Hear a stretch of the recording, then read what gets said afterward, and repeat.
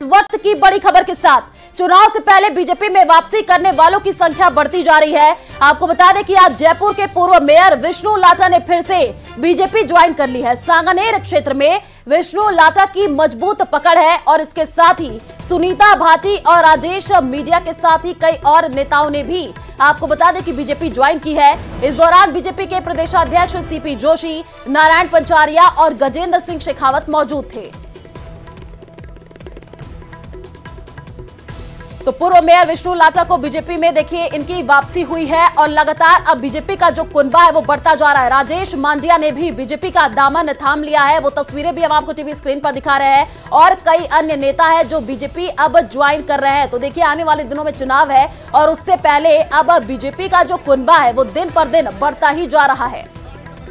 तो सुनीता भाटी ने बीजेपी का दामन थामा है, तस्वीरों के माध्यम से भी आप देख पा रहे हैं। पूर्व मेयर विष्णु लाटा की बीजेपी में वापसी हुई है। कई ऐसे नेता हैं जो कि अब पार्टी में वापसी करते हुए भी नजर आ रहे हैं। कोटा से बड़ी जानकारी आपको दे दें, चुनाव को देखते हुए पुलिस अब अलर्ट मोड पर है। पुलिस की नाकेबंदी जारी है और अब तक 1,46,00,000 की शराब पकड़ी गई है और अब तक 19,60,000 की नकदी भी पकड़ ली गई है। 45 लाख से अधिक देखिए यहां पर मादक पदार्थ की तस्करी का खुलासा भी हुआ है। तो चुनाव को देखते हुए अब पुलिस पूरी तरीके से अलर्ट मोड पर है, ये बड़ी जानकारी आपको दे रहे हैं। और देखिए अब यहां पर 45 लाख से अधिक की तस्करी का खुलासा हुआ है, ये भी अपडेट निकल करके सामने आ रही है और अब तक 1,46,00,000 की शराब भी पकड़ी गई है।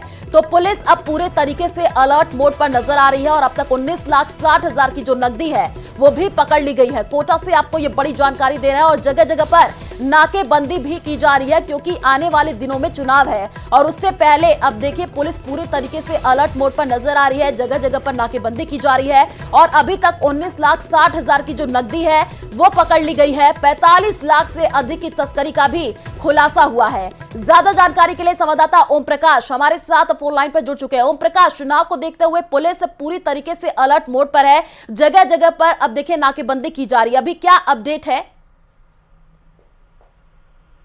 देखिए सरहदी इलाकों में कोटा ग्रामीण पुलिस लगातार जो है ताबड़तोड़ कार्रवाई कर रही है, ए श्रेणी की नाकाबंदी कर रही है।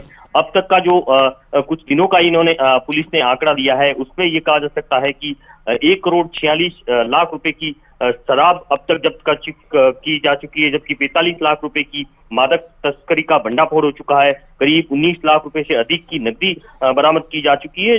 जो पड़ोसी राज्य हैं, एमपी से सटे इलाके हैं, वहां से इस तरह की जो अवैध रूप से जो वाहन आ रहे हैं या जो संदिग्ध लोग आ रहे हैं उनसे कड़ाई से पूछताछ कर इस तरह की कार्रवाई को अंजाम दिया जा रहा है।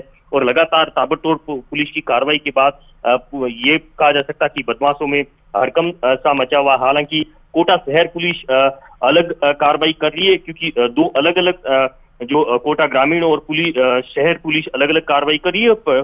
एमपी से सटे खातोली, इटावा सहित आसपास के जो इलाके हैं वहां बड़ी मात्रा में अवैध रूप से शराब, हथियार, नकदी सहित जो अवैध मादक पदार्थ की है तस्करी का वो बड़ी मात्रा में भंडाफोड़ होता है। और पुलिस ने चंद दिनों का जो आंकड़ा दिया वो चौंकाने वाला कहा जा सकता है। और ये आंकड़ा जो 2018 में पूरी जो आचार संहिता लगने के बाद करीब 1-1.5 माह का था, उससे कहीं ज्यादा आंकड़ा अब तक है।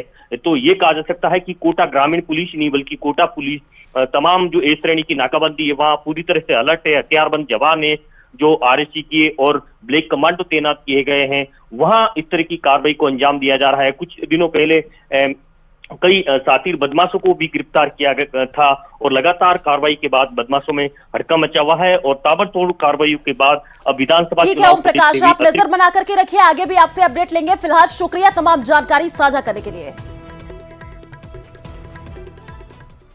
तो चुनावी समर में सभी पार्टियों के बागी नेता भी ताल ठोक रहे हैं। बागियों के मैदान में उतरने से सियासी पार्टियों के समीकरण भी अब बिगड़ रहे हैं। ऐसे में ही आपको बता दें कि उन्हें मनाने की कवायद भी और भी ज्यादा तेज कर दी गई है। ऐसा ही एक प्रयास डूंगरपुर में कांग्रेस भी कर रही है। महेंद्रजीत सिंह मालविया और दिनेश खोडनिया ने कई बागियों को मनाने का प्रयास किया है। 84 और बिछीवाड़ा सीट पर चुनाव लड़ रहे बागियों ने तो साफ मना भी कर दिया है। हालांकि ऐसे में दोनों नेताओं को बैरंग ही लौटना पड़ा। तो देखिए डूंगरपुर में कांग्रेस की जो मुश्किल है वो अब बढ़ती जा रही है, क्योंकि लगातार देखिए कई ऐसे बागी हैं जिनको अब मनाया जा रहा है, लेकिन अभी भी कई ऐसे बागी हैं जो अभी मानने को तैयार नहीं है। और देखिए बागियों ने भी चुनाव लड़ने का ऐलान कर दिया है और ये भी कहा जा रहा है ये जो बागी हैं वो चुनावी गणित बिगाड़ सकते हैं आने वाले दिनों में। तो देखिए आने वाले दिनों में चुनाव है और लगातार जितने भी बागी हैं उनको अब मनाने की कवायद और भी ज्यादा तेज होती हुई दिख रही है। कांग्रेस की अगर हम बात कर ले तो देखिए डूंगरपुर में कांग्रेस की कोशिश विफल रही है, क्योंकि यहां पर बागियों के मनाने का जो दौर है वो देखने को मिल रहा है और बागियों ने अब चुनाव लड़ने का ऐलान कर दिया है। और ये कहा जा रहा है कि आने वाले दिनों में ये जो बागी है वो चुनावी गणित बिगाड़ सकते हैं, यानी कि आने वाले दिनों में यहां पर देखिए कई पार्टियों के लिए मुश्किल भी खड़ी हो सकती है, क्योंकि जो बागी हैं उनको मनाने का दौर जारी है। लेकिन अब ऐसी स्थिति भी आ चुकी है कि बागी अब यहां पर देखिए कई ऐसे हैं जो निर्दलीय चुनाव लड़ने का ऐलान कर चुके हैं और यहां पर कई ऐसी पार्टी हैं जिनको अब मुश्किल नजर आ रहा है। तो पार्टी के जो आलाकमान है, नेता हैं, वो लगातार देखिए पहुंच रहे हैं, बागियों को मनाने की कोशिश की जा रही है। जोधपुर में 10 विधानसभा क्षेत्रों के लिए भरे गए 7 प्रत्याशियों के नामांकन खारिज हो चुके हैं। जिला निर्वाचन अधिकारी हिमांशु गुप्ता ने बताया कि लोहावट विधानसभा से नव भारत जागरण पार्टी के छोटमल, शेरगढ़ विधानसभा से राष्ट्रीय लोकतांत्रिक पार्टी के भवानी सिंह, ओसिया से निर्दलीय सुरजाराम और लूनी विधानसभा से इंडियन पीपल्स ग्रीन पार्टी के छैलाराम, बिलाड़ा से गीता देवी, बिलाड़ा विधानसभा से निर्दलीय माया देवी के नामांकन खारिज किए गए हैं। उन्होंने ये कहा कि 10 विधानसभा क्षेत्रों में समीक्षा का कार्य मंगलवार को हुआ है। इसमें कुल 129 प्रत्याशियों के नामांकन पत्रों की समीक्षा की गई है और प्रत्याशियों के नामांकन खारिज किए गए हैं।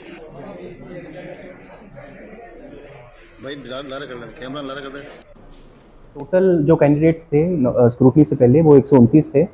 7 कैंडिडेट्स के फॉर्म पूरे जिले में खारिज हुए, तो नंबर ऑफ कैंडिडेट्स जो अब हैं, जो वास्तविक है, वो 122 हैं, जिसकी सूचना एनकोर पोर्टल पे अवेलेबल है। मैं विधानसभा वार जो कैंडिडेट्स हैं उसकी सूची, उसका जो नंबर है वो मैं आपको निवेदन कर रहा हूँ। फलौदी जो 122 नंबर विधानसभा है उसमें 16 कैंडिडेट्स हैं। लोहावट 123 नंबर विधानसभा 10 कैंडिडेट्स हैं। शेरगढ़ 124 नंबर विधानसभा उसमें 9 कैंडिडेट्स हैं। ओसिया 125 नंबर विधानसभा 8 कैंडिडेट्स। इस प्रकार कुल मिला के जोधपुर में जो कैंडिडेट्स वैलिडली नॉमिनेट हुए हैं उनकी संख्या 122 है और आगामी 2 दिनों में जो विड्रॉल का समय है उसके बाद जो स्थिति बनेगी उसका मैं निवेदन आपको 9 तारीख को करूंगा। तो विधानसभा आम चुनाव को लेकर के अब प्रत्याशी अपने अपने क्षेत्र में सघन दौरा कर रहे हैं और मतदाताओं को अपने पक्ष में मतदान करने के लिए मनाने में जुट गए हैं। चित्तौड़गढ़ जिले की निम्बाहेड़ा सीट पर भी दोनों प्रमुख दलों के दिग्गज आमने सामने चुनावी मैदान में उतर चुके हैं, जहां कांग्रेस के सहकारिता मंत्री और प्रत्याशी उदयलाल आंजना अपनी विधानसभा क्षेत्र का सघन दौरा कर रहे हैं और सरकारी योजनाओं को जनता के बीच रख करके आने वाले समय में कई योजनाओं से जनता को लाभान्वित करने का विश्वास दिला रहे हैं। ट्यूबवेल चलेंगे, उनके सोलर से कनेक्शन होंगे। सोलर यानी धूप, सूरज की किरणें, उससे मोटरें चलेगी तो दिन को चलेगी और आपको कई रात को जागने की जरूरत नहीं। फसलें भी बढ़िया होगी और 1 इंच जमीन भी खाली नहीं रहेगी और 16 रुपए का ही खर्चा आएगा। ये वादा भी आपसे करके जा रहा हूँ। ये तो मैं अगले साल शुरू कर ही दूंगा, इसमें तो कोई बाकी रहा ही नहीं है। तो आगामी विधानसभा चुनाव को देखते हुए अजमेर शहर में सघन चेकिंग अभियान चल रहा है। आपको बता दें कि अजमेर पुलिस अधीक्षक के निर्देश पर शहर के सभी थाना क्षेत्रों में पुलिस जवान और फोर्स द्वारा वाहनों को रोककर उनकी तलाशी ली जा रही है कि वाहनों में कोई चुनाव प्रचार से संबंधित सामग्री या अन्य कुछ और सामग्री तो नहीं है। शहर में कई थाना क्षेत्रों में तो पुलिस अधीक्षक स्वयं पुलिस बल के साथ चेकिंग करते हुए नजर आए और कई थाना क्षेत्रों में पुलिस के जवान वाहनों की चेकिंग कर रहे हैं। इसी चेकिंग अभियान के दौरान अजमेर के लिंक रोड पर भी आज सुबह से ही पुलिस द्वारा आने जाने वाली गाड़ियों की अब सघन चेकिंग की जा रही है। सर, ये चुनाव इलेक्शन को मद्देनजर देखते हुए हर गाड़ी की चेकिंग हो रही है, बस इस हिसाब से कि आगे कोई पैसा वगैरह या और भी कोई ऐसी वस्तु या ऐसी पदार्थ आगे नहीं पहुंचे, इस हिसाब से। अभी तक कार्यवाही में ऐसा कुछ हासिल नहीं हुआ है। हर गाड़ी को चेक कर रहे हैं। अभी तक 34 गाड़ी चेक हो चुकी है। जो भी गाड़ी आ रही है उसे चेक कर रहे हैं। तो बांसवाड़ा शहर में पार्क के पास प्राइवेट टैक्सी स्टैंड बना हुआ था, जिसे संभागीय आयुक्त के निर्देश पर हटा दिया गया है। आपको बता दें कि वहां पर गाड़ियां पहुंची तब टैक्सी मालिकों को पता चला कि उन्हें वहां से टैक्सी हटाने के निर्देश दिए गए हैं, जिसके बाद यूनियन के तमाम सदस्य संभागीय आयुक्त पहुंचे। यूनियन के सदस्यों ने वहीं पर फिर से स्टैंड लगाने की अनुमति मांगी है, जिसे संभागीय आयुक्त ने साफ साफ मना कर दिया है। इसके साथ ही उन्होंने ये भी कहा है कि आने वाले दिनों में नगर परिषद से टैक्सी स्टैंड के लिए जमीन अलॉट कर दी जाएगी। फिलहाल टैक्सी स्टैंड के लिए शहर में कोई जगह नहीं है। हमारे जो कुशलबाग सरदार वल्लभ भाई पटेल अंबेडकर पार्क के बाहर हमने कुछ जगह छूटी हुई है, तो वहाँ पर हमारी क्या टैक्सी गाड़ियाँ लगती थी, लेकिन कुछ शिकायत के कारण यहाँ पर संभाग आयुक्त महोदय वहाँ पर हमारी गाड़ियाँ हटवा रहे थे। उस कारण से हम आज इनसे संपर्क किया और चर्चा की, और उन्होंने कहा कि भाई हम आपको और नगर परिषद द्वारा चर्चा करके कोई उचित स्थान दिया जाएगा और यहाँ पर आप गाड़ियाँ न लगाएं। और अभी कुछ चुनाव के कारण उन्होंने कहा कि भाई अभी हमने कहा कि साहब अभी तो गाड़ियाँ खड़ी रखने दो, तो उन्होंने कहा कि आप 4 से 5 गाड़ियाँ वहाँ पर खड़ी कर सकते हो। तो धौलपुर में 8 मील के पास बनी हवाई पट्टी सड़क हादसे का मामला सामने आया है, जिसमें बाइक पर सवार 2 सगे भाई हाईवे की पट्टी से अचानक बाइक स्लिप होकर के सीधे खाई में जा गिरे। भजन जागरण कार्यक्रम में अपने देवताओं को बुलाने के लिए जांग के गेंदा बाबा के दर्शन करने गए थे और वहां से देवताओं की पूजा कर मिट्टी लेकर के वापस लौट रहे थे। इस दुर्घटना में दोनों सगे भाइयों की मौत हुई है। दोनों मृतक के शव को बाड़ी अस्पताल की मोर्चरी में पोस्टमार्टम के लिए भेज दिया गया है। आपको बता दें कि बसई डांग थाना पुलिस अब इस पूरे मामले की जांच पड़ताल कर रही है। साहब मोटरसाइकिल से गए हैं, गेंदा बाबा दर्शन करके वापस लौटे हैं। ये सुबह भाई पट्टी पे गिर गए हैं।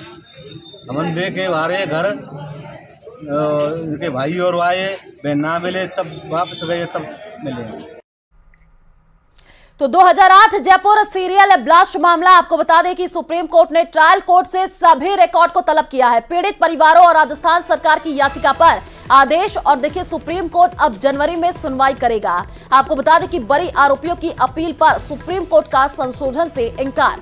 तो ये बड़ी जानकारी आपको दे रहे हैं। देखिए अब सुप्रीम कोर्ट ने ट्रायल कोर्ट से सभी को यहाँ पर तलब किया और 2008 मामला, और देखिए अब इसको लेकर के पीड़ित परिवारों और राजस्थान सरकार की याचिका और सुप्रीम कोर्ट अब जनवरी में सुनवाई करने वाला है। ज्यादा जानकारी के लिए संवाददाता सुशील हमारे साथ फोन लाइन पर जुड़ चुके हैं। सुशील, सुप्रीम कोर्ट ने ट्रायल कोर्ट से यहाँ पे सभी रिकॉर्ड को अब तलब भी किया है और ये कहा जा रहा है कि अब जनवरी में सुनवाई भी होनी है। क्या अपडेट इस पूरे मामले को लेकर के? जी देखिए, साफ तौर से इस पूरे मामले पर आज सुप्रीम कोर्ट में सुनवाई हुई, क्योंकि जयपुर 2008 का ये ब्लास्ट का मामला है, जिसमें पीड़ित परिवार पहले सुप्रीम कोर्ट में अर्जी दाखिल करके उन्होंने कहा था कि हाईकोर्ट के फैसले की समीक्षा की जाए, क्योंकि हाईकोर्ट ने इस पूरे मामले में सभी आरोपियों को बरी कर दिया था, जिसके बाद राजस्थान सरकार भी सुप्रीम कोर्ट पहुंच गई थी। हालांकि आज इस पूरे मामले में अहम सुनवाई के दौरान सुप्रीम कोर्ट ने निचली अदालत के तमाम जो दस्तावेज है फैसले से संबंधित वो रिकॉर्ड उन्होंने तलब किया है। जनवरी में फिलहाल इस पूरे मामले पर सुनवाई की जाएगी। हालांकि आरोपियों की तरफ से सुप्रीम कोर्ट में एक अर्जी दाखिल की गई थी और ये कहा गया था कि जो फिलहाल हाईकोर्ट ने आदेश जारी करते हुए ये कहा है कि तमाम आरोपी संबंधित थाने में प्रतिदिन जाकर हाजिरी लगाएंगे, वो फिलहाल हटा दिया जाए। लेकिन सुप्रीम कोर्ट ने ऐसा कोई भी आदेश जारी करने से मना कर दिया है, यानी कि आरोपियों को फिलहाल राहत नहीं मिली है अभी। लेकिन इस पूरे मामले में अब जनवरी में जब अहम सुनवाई होगी तो रिकॉर्ड के आधार पर सुप्रीम कोर्ट आगे बढ़ेगा। सुप्रीम कोर्ट अपने आगे आने वाली सुनवाई में ये तय करेगा कि हाईकोर्ट ने जो तमाम साक्ष्यों को देखकर तमाम जो इस मामले में संबंधित आरोपी थे उनको फिलहाल बरी किया है, क्या वो फैसला सही है या नहीं, और इसीलिए फिलहाल सुप्रीम कोर्ट ने इस केस से संबंधित तमाम जो दस्तावेज हैं वो उन्होंने तलब कर लिए हैं। जी बिल्कुल सुशील, देखिए तमाम दस्तावेज भी तलब किए गए हैं और देखिए सुप्रीम कोर्ट अब जनवरी में इसकी सुनवाई करेगा। अभी डेट क्या निकल करके सामने आई है, क्या वो डेट होगा? जी देखिए, फिलहाल अभी कोई तय डेट नहीं दी गई है, लेकिन कोर्ट ने ये जरूर कहा है कि जनवरी के पहले वीक में इस पूरे मामले को सुना जाएगा। तो ये माना जा सकता है कि 1 से 10 जनवरी के बीच इस पूरे मामले को सुनवाई के लिए ठीक है सुशील, आप नजर बना करके रखिए, आगे भी आपसे अपडेट लेंगे। फिलहाल शुक्रिया तमाम जानकारी साझा करने के लिए।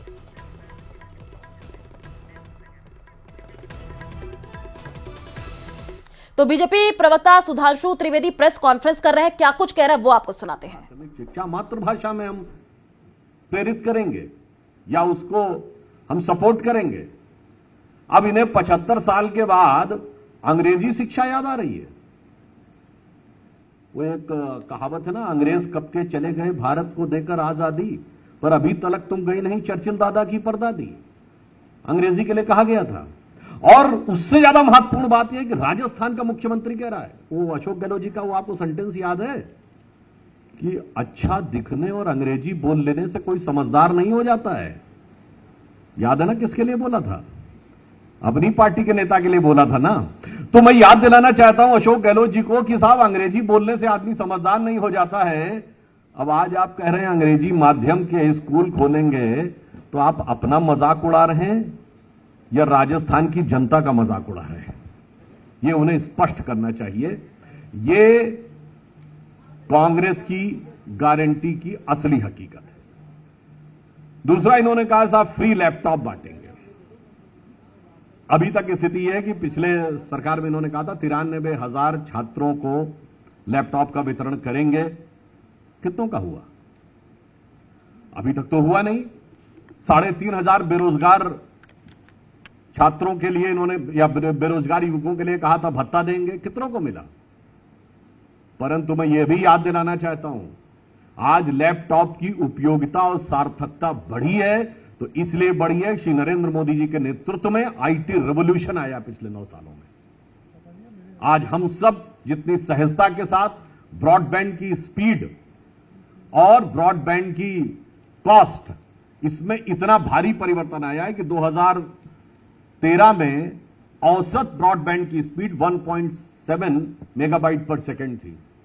आज औसतन 3.9 मेगाबाइट पर सेकेंड है on an average. Broadband connection पूरे भारत में पहुंच गए हैं और पर डाटा की जो स्पीड कॉस्ट है वो लगभग 25 गुनी कम हुई। यानी सार्थकता और वास्तविकता तो हमने करके दिखाई है, आपने जो कहा है वो गारंटी कभी पूरी होती हुई नजर नहीं आई है। अब कहा है कि आपदा राहत बीमा गारंटी देंगे, तो मान्यवर मैं याद दिलाना चाहता हूं आयुष्मान भारत में 5 लाख रुपए तक की पहले ही से व्यवस्था है, और आपने तो तथाकथित रूप से 25 लाख की व्यवस्था कर रखी, जो आज तक आप बता नहीं पाए 25 लाख किसने दी। और मजे की बात यह कि आपदा बीमा गारंटी में आपदा को परिभाषित ही नहीं किया है। वास्तविकता यह है कि सरकार ही अपने आप में राजस्थान की जनता के लिए एक आपदा बन गई है, और इस आपदा से मुक्त की गारंटी सिर्फ गहलोत सरकार और कांग्रेस सरकार की विदाई है। अब इन्होंने कहा कि गृह लक्ष्मी योजना, तो मान्यवर महिलाओं के लिए किस प्रकार के कार्य हमारी सरकार ने, मोदी जी की सरकार ने करके दिखाए हैं, इसमें कहीं कोई किंतु परंतु या संशय नहीं है। आपने तो जो कहा है वो अभी तक कभी डिलीवर नहीं किया है। इन्होंने कहा कि 500 रुपए पर गैस सिलेंडर देंगे। यार, तो उज्ज्वला योजना तो मोदी जी ने 2014-15 में लागू कर दी थी, उसी को आप बदलकर घुमाकर देने का प्रयास कर रहे हैं। ये आपकी उसकी हकीकत है। अब आइए साहब, एक गारंटी कहते हैं ओपीएस, ओल्ड पेंशन स्कीम। मैं याद दिलाना चाहता हूं कि 10 साल आपकी केंद्र में सरकार रही और उसके बाद से 10 साल पूरे होने को आ गए राजस्थान में रहते हुए, तो ये इतने दिन में याद क्यों नहीं आया? तो हुजूर आते आते बहुत देर कर दी। ये फिर इस बात को दिखा रहा है कि आपके मन में इन चीजों को लेकर कोई ईमानदारी नहीं है। हिमाचल और कर्नाटक में जहां आपकी सरकारों ने यह प्रयास किया, वहां सत्ता में आने के बाद उनके सुर बदल गए। इससे बहुत साफ है कि आप लंबे समय सत्ता में रह के जो काम नहीं किए, अब चूंकि आपको गारंटी दिख रही है कि सत्ता में वापसी नहीं आनी है, तो यह करने का प्रयास कर रहे हैं। अब मैं आपको बताना चाहता हूं कि यहां की सरकार कौन कौन सी 7 गारंटी पक्की हैं कांग्रेस के द्वारा, जो इन्होंने पिछले 5 साल में किया है। नंबर 1, पेपर लीक की गारंटी।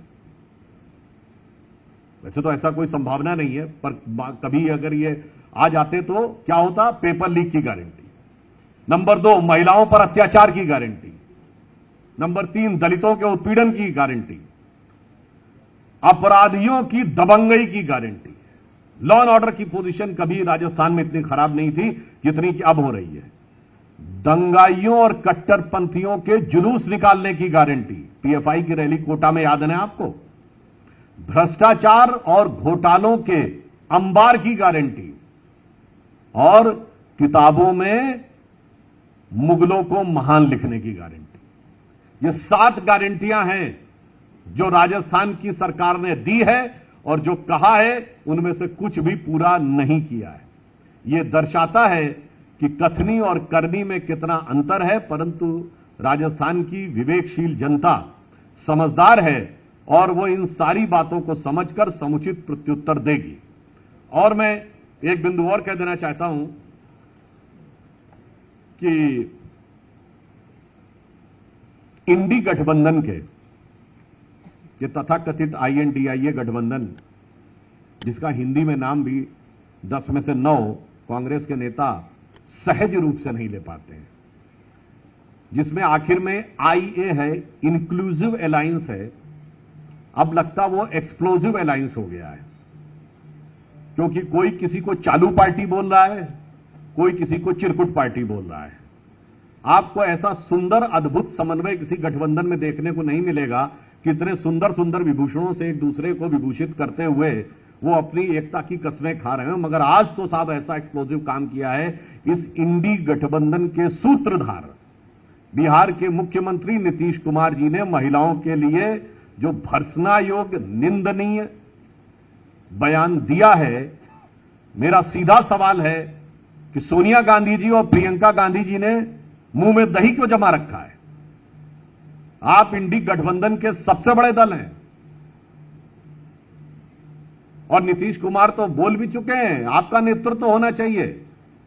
ये 24 घंटे बाद भी महिलाओं के बारे में इतनी अभद्र टिप्पणी, जो कि यदि सदन के पटल में नहीं होती तो शायद कानूनी कार्रवाई शुरू हो जाती। क्योंकि फ्लोर ऑफ द हाउस पे बोले गए स्टेटमेंट पे कानूनी कार्रवाई नहीं होती, उस कारण से उनको संरक्षण प्राप्त है। मेरा सीधा सवाल है कि प्रियंका गांधी जी और सोनिया गांधी जी महिलाओं के बारे में संभवतः भारत की राजनीति की अब तक की सबसे अभद्र टिप्पणी के ऊपर मौन क्यों धारण किए हुए। तो मैंने आपके समक्ष इनकी 7 गारंटियों की हकीकत, इन्होंने जो 7 गारंटी पूरी कर दी है वो आपके सामने रखी है। और आज हमारा सीधा सवाल है कि इस ढंग के सवाल जवाब, इस ढंग का वक्तव्य बोलने के बाद भी कांग्रेस पार्टी ने चुप्पी क्यों साध रखी है? धन्यवाद। हाँ बताइए।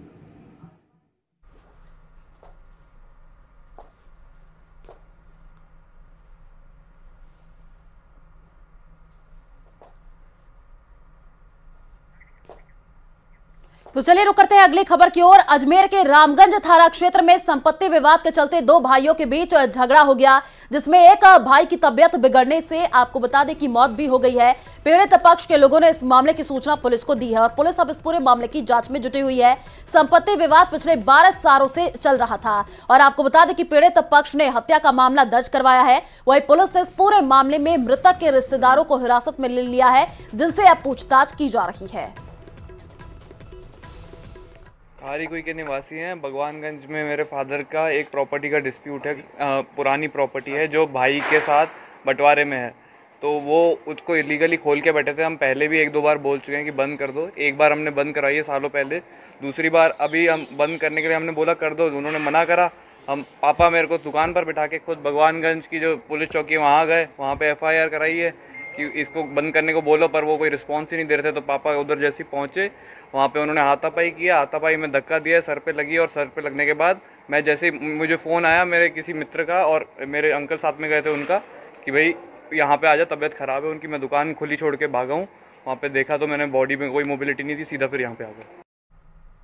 तो जयपुर से बड़ी जानकारी आपको दे दें, आपको बता दें कि झोटवाड़ा में बीजेपी की कम होगी मुश्किल। एक बागी प्रत्याशी झोटवाड़ा से ले सकते हैं नामांकन वापस। आज शाम को कार्यकर्ताओं की बैठक में ऐलान कर सकते हैं। तो ये बड़ी जानकारी निकल करके सामने आ रही है। देखिए, जो बागी प्रत्याशी है वो अपना नामांकन वापस ले सकते हैं। कार्यकर्ताओं के साथ बैठक में ऐलान भी हो सकता है। ज्यादा जानकारी के लिए संवाददाता सौरभ हमारे साथ फोन लाइन पर जुड़ चुके हैं। सौरभ, देखिए, जो बागी प्रत्याशी है वो अपना नामांकन वापस ले सकते हैं और ये कहा जा रहा है कि कार्यकर्ताओं के साथ बैठक में बड़ा ऐलान हो सकता है। क्या अपडेट अभी? जी बिल्कुल, देखिए बीजेपी की डैमेज कंट्रोल की जो कवायद थी वो सिरे चढ़ते हुए नजर आ रही है और इसकी पहली खबर जो है वो झोटवाड़ा से निकल रही है। बताया जा रहा है कि झोटवाड़ा में बीजेपी के एक जो बागी प्रत्याशी हैं जिन्होंने नामांकन कर दिया था, वे जो है अपना नामांकन वापस ले सकते हैं। आज शाम को उन्होंने कार्यकर्ताओं की बैठक जो है वो बुलाई है और उस बैठक में वो ऐलान कर सकते हैं। संभवतः बीजेपी का कोई बड़ा नेता, संभवतः कोई केंद्रीय मंत्री जो है वो इस बैठक में शामिल हो सकता है और वहां पर ये जो है वो ऐलान कर सकते हैं कि वो अपना नामांकन जो है वो वापस ले सकते हैं। तो झोटवाड़ा में जो केंद्रीय कर्नल राज्यवर्धन सिंह राठौड़ के लिए एक बड़ी राहत के रूप में ये खबर जो है वो निकल कर आ रही है। शाम को 4 बजे ये बैठक जो है वो प्रस्तावित है और उस बैठक में जो है वो कार्यकर्ताओं को संबोधित करते हुए जो बागी प्रत्याशी हैं वो ये ऐलान कर सकते हैं कि बीजेपी के समर्थन में वो अपना नामांकन जो है वो वापस लेने वाले हैं। तो ये झोटवाड़ा में कर्नल राज्यवर्धन सिंह राठौड़ के लिए एक बड़ी राहत की खबर लेकर सामने आ रही है, जो संभवतः शाम को 4 बजे इसका ऐलान भी हो जाएगा। बिल्कुल सौरभ, अब 4 बजे का इंतजार है जब ऐलान किया जाएगा। शुक्रिया तमाम जानकारी साझा करने के लिए। तो चलिए यहाँ रुकते छोटे से ब्रेक के लिए।